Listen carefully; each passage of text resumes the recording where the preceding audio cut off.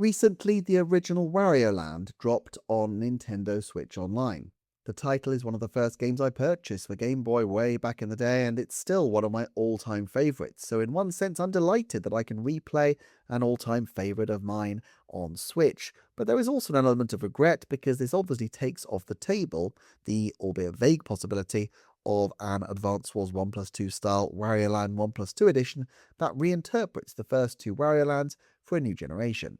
Wario Land 2 could still go this route, of course. It is in many ways closer to the series' default form than the first title, which was still growing out of Super Mario Land, and seeing a new version of this might be reminiscent of the way that Metroid 2 was redeveloped from its Game Boy original to give the series new life in 2017.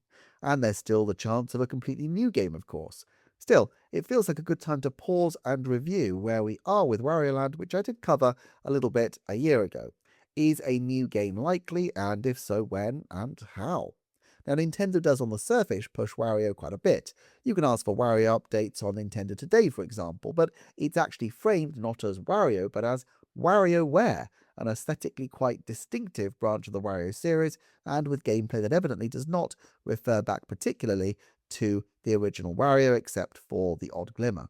Authentic Wario Land, on the other hand, was last seen in 2008's Wario Land Shake It, but even that game was a bit of an aberration, developed not by the core team at Nintendo, but by Goodfeel. For a game by the original staff, you have to go back now a quarter of a century to 2001's Wario Land 4. Now, a lot is made of how, perhaps based on Shake It, Wario doesn't sell that well, but there's really no basis to make an argument one way or another here. There has clearly been a long-term pivot away from Wario, and so there's not really much evidence, and of course, there are recent games, I've heard Pizza Tower being mentioned frequently, that are influenced by Wario. Wario was conceived as Bluto to Mario's Popeye and was often used as a kind of pastiche of the main character, and I can understand why Nintendo might have been cautious about sending up their golden goose. WarioWare's Wario is so different in design, aesthetic, and look from Mario that frankly, you'd be forgiven for thinking that this is another Pikmin Pokemon situation where, apart from a slightly similar name, there is no link whatsoever between Super Mario Bros. And WarioWare. Does this state of affairs actually quite suit Nintendo, who perhaps want a little bit more distance between Mario and Wario than has existed in the past? Well, we know that sooner or later Wario is likely to break into the movie business. 2026's Super Mario Galaxy film was packed enough that a non-entry from the Garlic Eater wasn't too conspicuous, but I don't think it's necessarily a sure thing that even in 2029 or 2030, when the third film is likely to drop, that there will be a very major push for Wario. I could see Wario Land being referenced as a background element even if Nintendo decide to pivot to a different kind of content. After all, Wario is far less fundamental to the Mario universe than Yoshi or even Rosalina. Yes, he's recognizable, especially from these sports and party games, but those games also feature Waluigi, who doesn't exactly seem to be rushing into prominence otherwise. There is a chance that Wario's potential film debut isn't as a major villain, but as a jokier, perhaps even a Wario and Waluigi cameo scale nod, perhaps something that takes 30 seconds and sees them dressed up for tennis or golf. Now, even a relatively small film appearance can be transformative to the fortunes of a character. This summer we saw Yoshi and Star Fox games releasing, and irrespective of when their developments began, their release timing was surely designed to ride the waves of the film. But the question is whether Nintendo would rather let that wave be ridden not by Wario Land, but, if there is indeed a future Wario appearance in a film, by WarioWare, which has the added advantage of established developers in Intelligent Systems and an ostensibly greater popularity in Japan. While it's possible that Nintendo could revive older titles at any time, the overwhelming likelihood for Nintendo is that they go back to the original creators to at least supervise some kind of project, and we can see through many of their properties, such as Metroid over the years, that they try to get the core people back even after very, very many years away. Even Donkey Kong Bonanza was given to a team that did, once upon a time, create a Donkey Kong game in the form of the GameCube's Donkey Kong Jungle Beat, and of course they consulted both Miyamoto and Koizumi about how best to approach the Great Ape. Given how many of their people have very long careers with Nintendo, there's a decent chance that they can assemble a team from past Wario Land developers, but we are also now in the danger zone with the core developers starting to leave Nintendo through retirement. Wario Land 4 director Hirofumi Matsuoka is 65.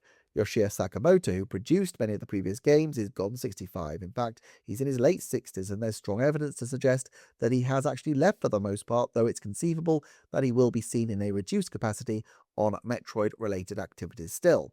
Wario Land 4 designer Katsuya Yamano is still a relatively senior producer with what used to be Sakamoto's group, while Takehiko Hosokawa, who directed Wario Lands 1, 2, and 3, and was a designer on 4 and the Virtual Boy title, is still directing games as the director of Other M and Samus Returns, as well as an assistant director on Metroid Dread. In that case, with his assistant director on Samus Returns, Fumi Hayashi, a younger figure, taking on the director's chair from Dread. Now, it's relatively unusual for Nintendo's older people to continue to direct, and many move straight on to more supervisory roles, but there may be other things going on here. Hosokawa joined Nintendo in 1991, as far as we can tell, and if he was, like many, straight out of university, he's probably in his late 50s. 50 is a major transitional age at Nintendo where people are put onto new contracts, and there's at least a soft expectation, it seems, of stepping back to focus on passing on wisdom to the next generation. So even if Hosokawa were committed to directing, and he seems to be more passionate as a director than many of the people at Nintendo, given his long track record doing the job, it's likely that Nintendo would be more interested in him working in the engine room of a project while someone else starts to take the lead. Hence the situation with Hayashi, irrespective of any designs from Hosokawa, to step gradually back from the Metroid property. All this could have been directed by just the way Nintendo approach their developers at certain ages. One thing to note about Hosokawa as well is that he's very much focused on one game at a time from his track record. There are the odd games in his resume where he's offered advice or character designs, but generally speaking, you can see he goes from major title to major title, and the default assumption should probably be that he's therefore part of the Metroid 6 Brains Trusts in the same way, still deeply involved even if he's not the top-line credit.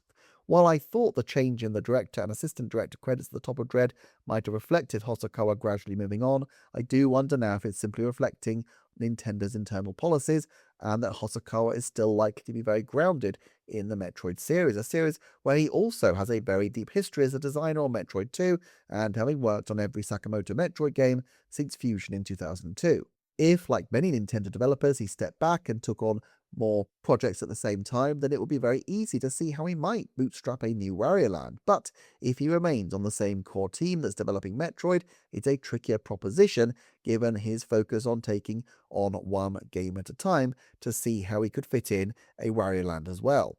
It's notable that when Takehiro Harada was looking for someone to create a Wario Land game in the mid-2000s, he had to look outside the company to new developers Goodfeel, and this may be because Hosokawa was committed to the large project that was Metroid Other M, and despite the ostensible failure of that project, you can clearly see why a reinvention of Metroid in 3D, with a huge narrative push for Nintendo's top hardware at the time, would hold a stronger appeal than another Wario Land. Is Hosokawa therefore all that invested in Wario Land still? Well, it's hard to say, but all that said, Nintendo likes to keep its properties around rather than leave them to die completely, and while Wario Land has had an incredibly long gap, I do think this is more through circumstance than design. After Shake It stumbled, the bottom fell out of Nintendo's console sales for the better part of a decade, and during the Switch era, Hosokawa has been committed to Metroid again, and so there wasn't really the opportunity to bring back Wario Land. If Hosokawa is following the route that is offered to Nintendo developers over 50 and cutting back massively, possibly to just 2 days a week, this could mean that his flexibility to get involved in a new Wario Land is much reduced, but on the other hand, he still seems relatively young compared to other retirees, and so it's quite likely that he may be still full-time at the company. Nintendo likes to split down its successful groups, and Hosokawa would be an obvious figurehead for a Wario Land splinter from the core team that has been working at Japan on the Metroid games. But there's also a chance in an odd way that Nintendo might want to wait until after Metroid 6 finishes up.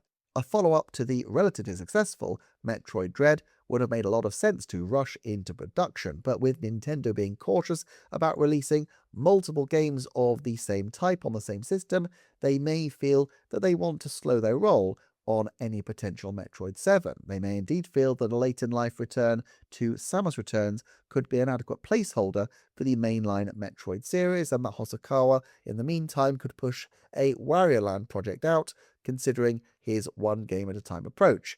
Therefore, if Metroid 6 were to emerge by 2027, we could see a new Wario Land perhaps more in the 2030 to 2033 window. There are still obvious routes in the meantime, such as an upgraded version of Wario Land Shake It, but actually, I'm skeptical. They don't want to fill a Wario Land gap for the sake of it, and anyway, if they did, they'd surely have done so by now. I'm not all that convinced Good Feel have much of a future with the series either. They have more obvious commercial potential in Yoshi, their own independent ventures are important to them, and there's the odd experimental games such as Princess Peach Showtime, which they already have on their plate. Even if they could take on another Wario Land after the version of Shake It, they're never going to be the same kind of committed developers as the core team at Nintendo, and I do think Nintendo would rather keep those key people on side where possible. Better, therefore, to save Shake It for Nintendo Classics when the time is right, and they figure out how to put the Wii on Switch too. And if they're going to revive Wario Land, therefore, it would be better for Nintendo to do it with a new game. At this point, therefore, I think the chances of a new Wario Land by the end of 2027 are around 30%, although I do think Wario Land this generation remains far more likely than not. In the meantime, though, do check out the original Wario Land, Super Mario Land 3, on the Game Boy for Nintendo Classics. It is a terrific game with a fair amount of scope for a Game Boy title, and it's well worth your time. Thanks for watching, thanks to channel's Patreon members, and I'll see you next time for another Nintendo Forecast.